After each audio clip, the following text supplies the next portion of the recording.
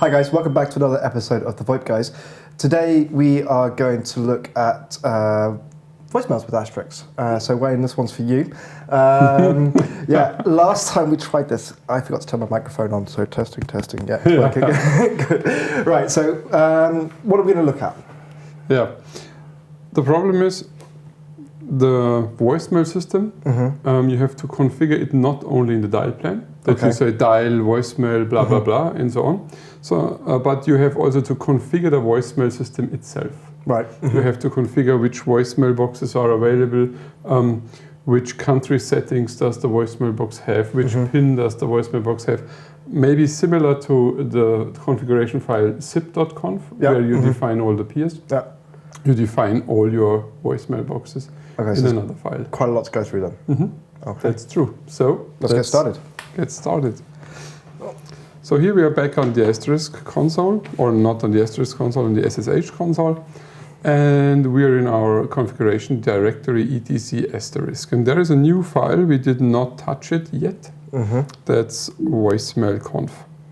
And as you can see here, we had this in the past. It's a very huge configuration file because all the comments in there, all the documentation in there, and a lot of samples. Yeah. So we keep that file. We make a copy of it. Voicemail.conf.original or something. Yeah. And then we go back to our file and we use our VI trick where we say the same trick we did before. Remove all lines with semicolons at the start, and then remove all empty lines. That's that one. And now it's really shorter than before. Now we can have a look. Again, we can see the concept of contexts. We have a general context here. We have zone messages. We have default context. We have other context. So what's default or what's general? General is which format do I want to use for my voicemails? Should he create an attachment if he wants to write the email or something? So how long is the max silence that somebody doesn't say anything to stop recording? So there are a few of the settings. We don't have to cover them all and to go in depth with each detail, but there are general things you can configure. Also, you can configure the texts in there if you want to create the email out of your voicemail. That's the common usage. You get a voicemail and then you attach it to an email and send it to an email recipient.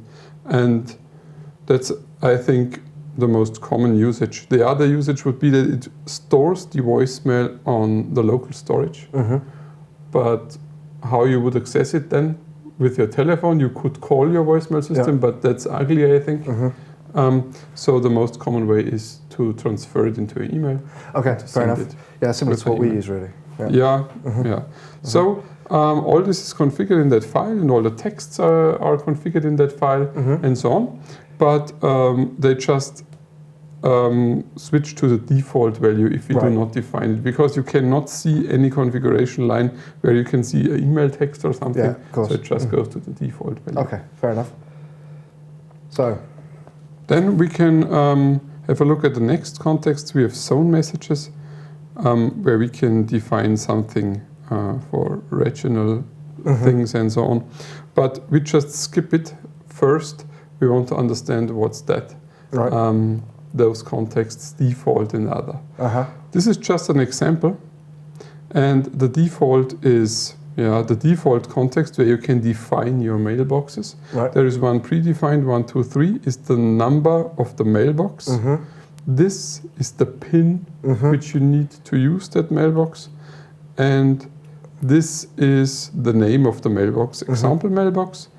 And that one is the email address where we send that voicemail to if we want to create email out of the voicemail. You can make more contexts if you want to. You can make a default context, a my company context, and so on. Yep. What is the reason why you can do this?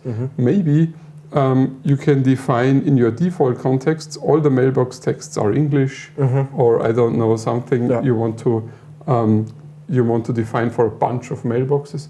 Then you create a context. In our case, I think it's enough. We need just a default context, because we have no reason for now to divide it up in more than one context. We just create a mailbox, 100. The pin is 123. I think you have the extension 100, I'm not sure. I can't remember, but I think so, yeah. James at example.com. 200, 1, 2, 3, 4. Matthias.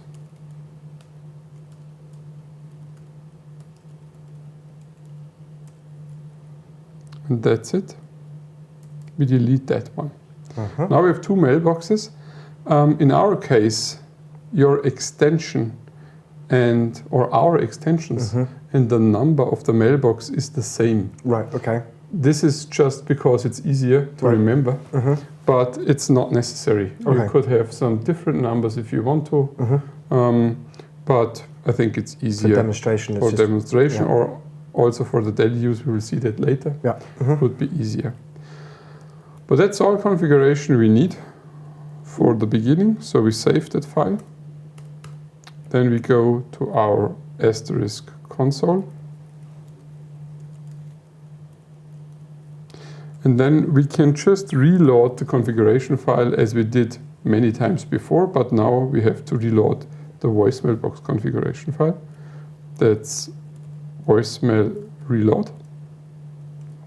And then we can have a look at what we've done. We can say voicemail show. No.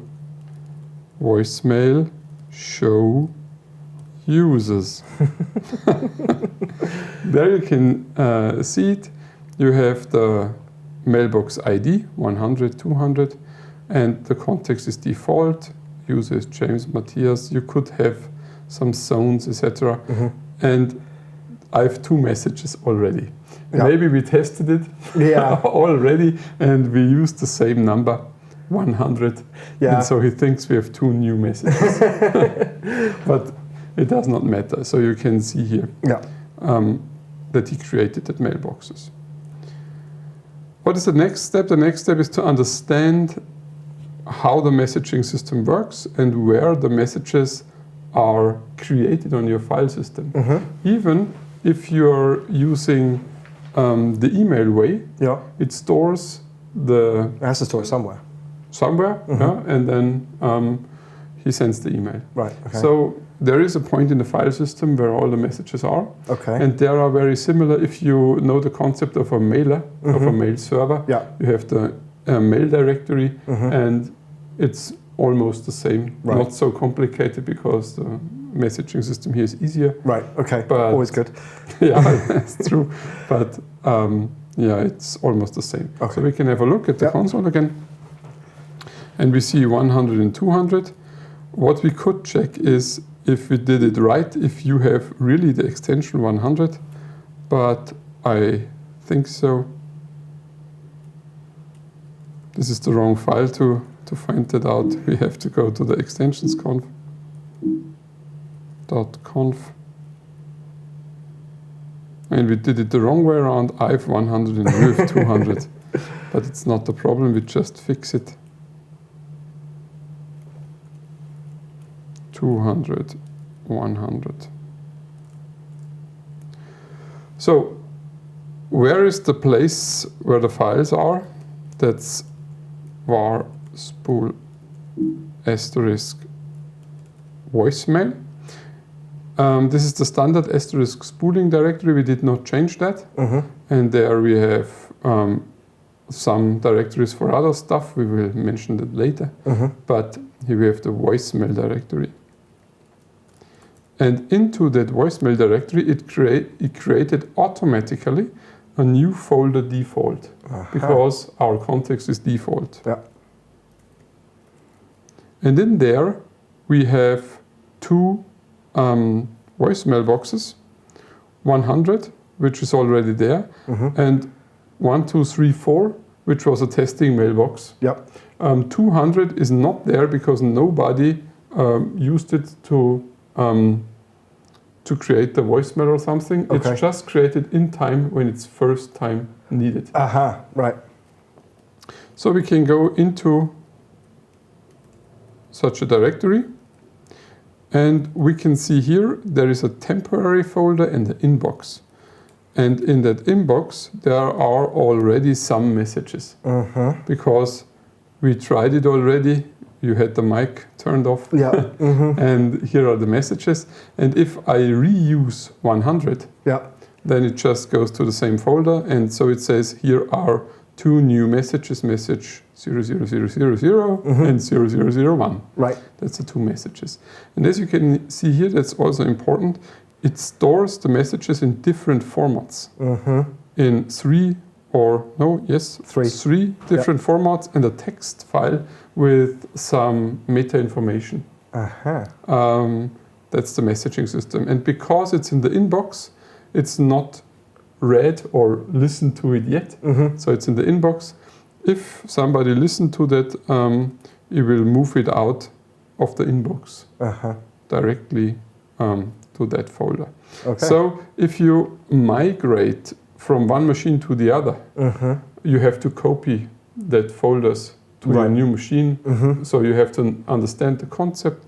You have to understand where the messages really are and how you can deal with them. But there is nothing about it. It's just flat files, and you can just copy it wherever you want to. And you can also move it to another system or to a storage system or something. Right. Okay. Or you can mount another hard disk if you think there will be many voicemails on your system, then you can just mount in another storage device or something at that point. Okay. So that's the concept of the messaging system, and now it would be ready to use. Okay. And we could include it into the dial plan. Yeah. But I think it's enough for today. That's enough today. I mean, it's quite a lot to go through, even though there's not very many configurations, but it's a lot to understand. Yeah. So yeah, I think that is enough for today. Next time around, we'll actually start integrating the voicemails into the dial plan. So yeah, thanks very much for watching. Until next time. See you. Bye.